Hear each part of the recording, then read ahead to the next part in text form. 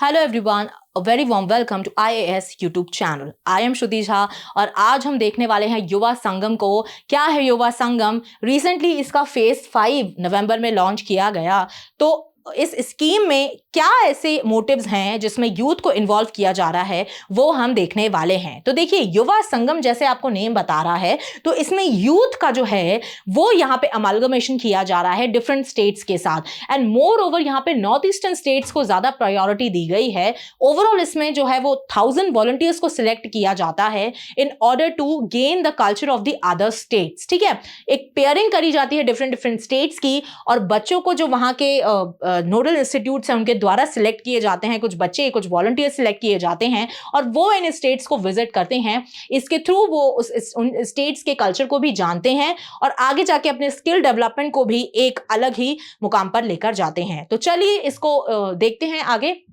So the Yuva Sangam Phase 5 has been commenced on the November 2024 and delegates from Bihar and Andhra Pradesh embarked on journeys to Karnataka and Uttar Pradesh। तो आप देखो कि बिहार के बच्चे जो हैं वो कर्नाटक में जाएंगे और आंध्र प्रदेश के जो बच्चे हैं वो उत्तर प्रदेश में जाएंगे। This initiative led by the Ministry of Education encourages unity through the culture exchange which targets young individuals। ठीक है, 18 से लेके 30 इयर्स इस जो युवा संगम है इस स्कीम के अंडर जो है वो रखी गई है, एज 18 से 30 इयर्स। और जो नोडल इंस्टीट्यूट्स को ये रिस्पॉन्सिबिलिटी दी जाती है वो इन पर्टिकुलर स्टेट्स में वो बच्चों को कोशिश करते हैं कि हम एक्टिवली इन्वॉल्व करें। और इसमें वाइल आपको जो भी डिग्रीज बच्चे कर रहे हैं, चाहे PhD कर रहे हों, चाहे वो मास्टर्स कर रहे हों या फिर वो ग्रेजुएशन ही क्यों ना कर रहे हों, तो ऐसे बच्चों को इन्वॉल्व किया जाता है। Okay, so this is the part of which initiative. तो एक भारत श्रेष्ठ भारत जो है, एक भारत श्रेष्ठ भारत, इसके अंडर इस स्कीम को लॉन्च किया गया है। तो युवा संगम को किस स्कीम के अंडर लॉन्च किया गया है?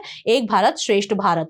ये क्या बोलता है? तो this initiative aims to foster the mutual understanding and the interaction among the citizens. ठीक है, कैसे एक सिटीजन, क्योंकि हमारे यहाँ पे डाइवर्सिफिकेशन बहुत है इंडिया में। आप देखते हो कि India is a most diversified country in the world. आपको बहुत सारे यहाँ पे कल्चर्स देखने को मिलते हैं, बहुत सारे ऐसे लोग देखने को मिलते हैं जो बहुत अलग अलग बिलीव्स रखते हैं, बहुत अलग अलग उनके ट्रेडिशंस हैं। तो ऐसे केस में जब कोई और स्टेट का बच्चा जब दूसरे ऐसे स्टेट में जाता है जहाँ पे उस स्टेट के बारे में उसको जानकारी नहीं हो, कोई भी वो एक रिलेशन नहीं रखता उस स्टेट से, तो ऐसे टाइम पे उसको काफ़ी ज़्यादा कल्चरल एक्सचेंज की फीलिंग आती है और उसको सीखने को भी बहुत कुछ मिलता है। एक म्यूचुअल अंडरस्टैंडिंग क्रिएट होती है, एक एक्सपोजर तो मिलता ही मिलता है, साथ ही साथ जब एक कनेक्टिविटी बैठती है दो बच्चों के साथ जो अलग अलग स्टेट से आते हैं, तो एक हमारे यूनिटी के लिए, इंडियन यूनिटी के लिए बहुत अच्छा होता है।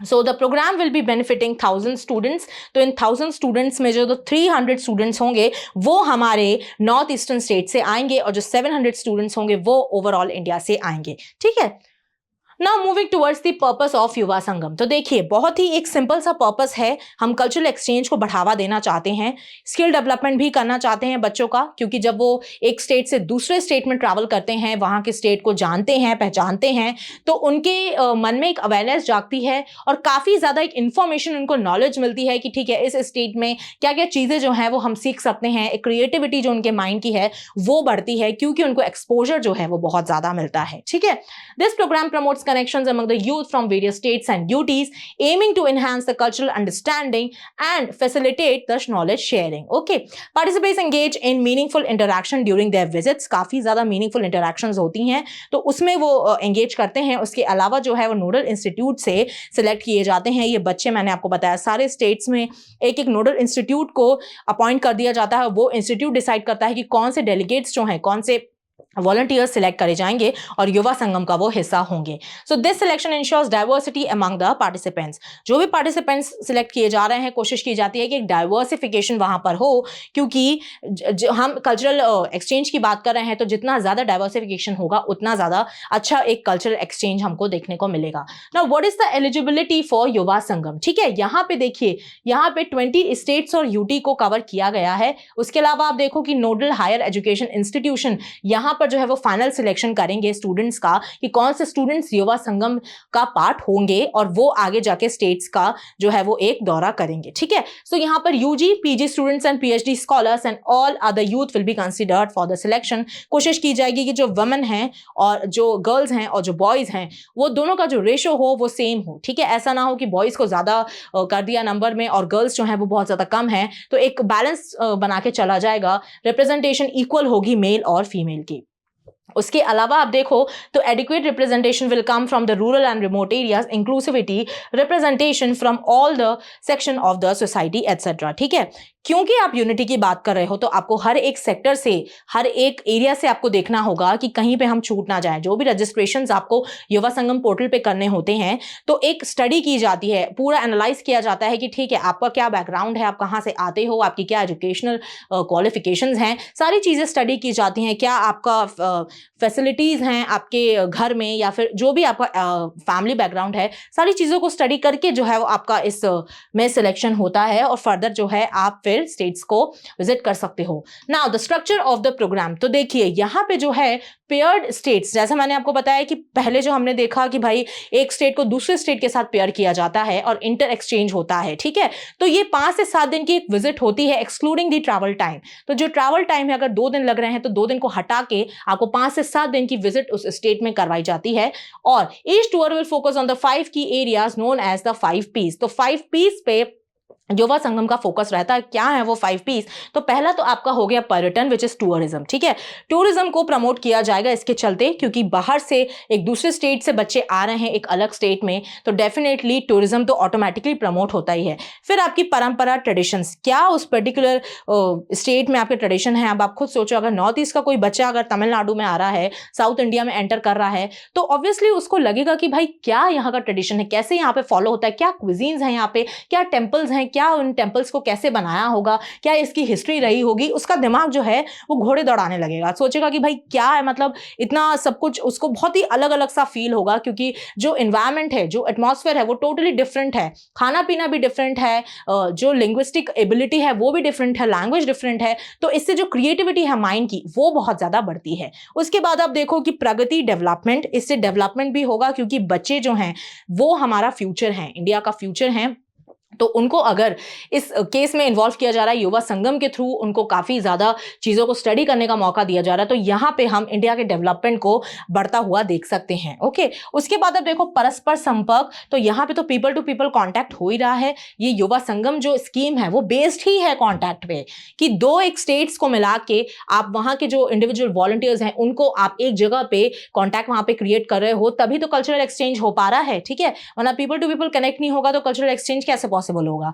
नेक्स्ट इज द प्रौद्योगिकी टेक्नोलॉजी, तो यहाँ पे टेक्नोलॉजी पे भी खास ध्यान दिया गया है, और यहाँ पे ये आपके होते हैं 5 पीस: पर्यटन, परंपरा, प्रगति, परस्पर संपर्क एंड प्रौद्योगिकी। नाउ मूविंग फॉरवर्ड मोर इनसाइट्स, तो देखिए ये जो संगम, जो युवा संगम है, ये आपका स्कीम लॉन्च हुई थी, तब से कोशिश की जा रही है कि इसका जो है वो फेजेस में इसको लेकर आया जाए, और अभी जो हमने स्टडी करी वो फेज 5 था, ठीक है। बहुत सारे जो बच्चे हैं वो गए हैं स्टेट्स में और उन्होंने स्टडी किया है, काफ़ी ज़्यादा एक सक्सेसफुल अटैम्प्ट रहा है युवा संगम के। जो भी इसके पहले के जो 4 फेजेस गए हैं वो काफ़ी ज़्यादा अच्छे गए हैं। So the last phase recorded over 44,000 registrations and a total of 4795 young individuals have participated in 114 tours to date, ठीक है।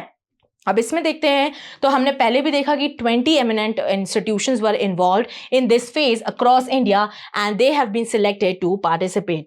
So अब देख रहे हैं कि भाई बेनिफिट्स ऑफ यूथ क्या है। बेनिफिट्स ऑफ यूथ कि भाई क्यों युवा संगम अगर है तो वो यूथ को क्या प्रोवाइड कर सकता है, क्या उनके बेनिफिट होंगे अगर यूथ जो है वो इसमें सिलेक्ट हो रहा है। तो देखिए पहले तो आप देखिए एक्सपोजर टू डिफरेंट कल्चर्स, काफ़ी ज़्यादा आप जब एक स्टेट से दूसरे स्टेट जा रहे हो तो आपको, मैंने जब एग्जांपल बताया, नॉर्थ ईस्ट का बच्चा जब साउथ इंडिया में जाता है, साउथ में तमिलनाडु में या आंध्र प्रदेश, केरला में वगैरह में जाता है, तो उसका पूरा ही कल्चरल एक डिफरेंस आपको देखने को मिलेगा। तो यहाँ पे आप लिंक करते हो, आपको समझ में आता है, आप जानने की कोशिश करते हो, इच्छा रखते हो कि भाई क्या कल्चर है, क्या यहाँ पे फॉलो होता है, ठीक है। उसके बाद अब देखो स्किल डेवलपमेंट, ऑटोमेटिकली वहां जब वो जाते हैं प्रोग्राम के अंडर उनको स्किल्स भी दिखाई जाती हैं। तो ये चीजें जो हैं वो प्रमोट की जाती हैं इसमें। उसके बाद अब देखो कि भाई जब एक्सपोजर मिलता है किसी भी बच्चे को तो क्रिएटिविटी जो है माइंड की वो ऑटोमेटिकली बढ़ जाती है, ठीक है। तो यहाँ पे बच्चे की क्रिएटिविटी भी बढ़ती है इस स्कीम के थ्रू। फिर आप देखो जॉब, पोटेंशियल जॉब ओपनिंग्स, तो जब उनको काफ़ी ज़्यादा जब वो विजिट करते हैं तो एक जॉब अपॉर्चुनिटी भी उनको एक आगे देखने को मिलती है, क्योंकि युवा संगम में अगर आप सिलेक्ट होते हो तो वो आपके लिए एक बेनिफिशियल पॉइंट है आगे के लिए, फ्यूचर के लिए, ठीक है। फिर देखते हैं हम पीपल टू पीपल कनेक्शन, तो ये तो हमने देखा था पहले भी, ये 5 पीस का ही एक पार्ट है। तो यहाँ पे आपको जो है वो पीपल टू पीपल कनेक्शन भी देखने को मिलता है। तो this is the end of the session of Yuva Sangam. I hope आपको पता चला होगा, और आपने भी अगर रजिस्टर कभी नहीं किया हो तो आप रजिस्टर करिए, और अगर पॉसिबल हो पाए तो युवा संगम का पार्ट बनिए and enjoy the diversification of our country. Thank you so much for watching this session and don't forget to subscribe to our channel IAS Origin। Till then पढ़ते रहिए, खुश रहिए, जय हिंद, जय भारत।